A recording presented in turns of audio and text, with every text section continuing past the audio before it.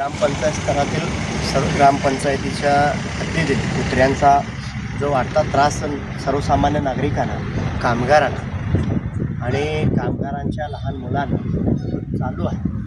आपल्याकडील प्रत्येक असा एखादी बातमी येते दररोज की कुत्र्यांच्या हल्ल्यामुळे ते निष्पाप बालकांचा असतील, निष्पाप कामगारांचा असतील, तो जीव जातो.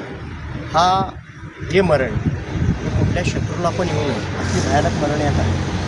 यामुळे आम्ही या सर्व गोष्टींचा विचार करून आम्ही सर्व जिल्ह्यातील आमचे जे मित्र आहेत त्यांना सर्वांना घेऊन आम्ही आज जिल्हाधिकारी महोदय साहेबांना की विनंती अर्ज दिली की बाबा येणाऱ्या 15 दिवसामध्ये ग्रामपंचायत स्तरावर, जिल्ह्यातील प्रत्येक ग्रामपंचायत स्तरावर आपण लसीकरण, त्याचं निर्विषीकरण करावं आणि लवकरात लवकर सर्वसामान्य कामगारांच्या मुलांना तर रात्रंदिवस अतिशय कष्टकरी लोकांना जो हा त्रास होतो त्या त्रासातून मुक्त करावं. आणि जे आपण ते पण विषय बोललो की जनावर असतील, शेळ्या मेंढ्या असतील, त्याच्यामुळे एक अतिशय मोठं असं संकट सर्वसामान्य शेतकऱ्यांवरती आहे. याची पार्श्वभूमी मी साहेबांना समजावून सांगितलं.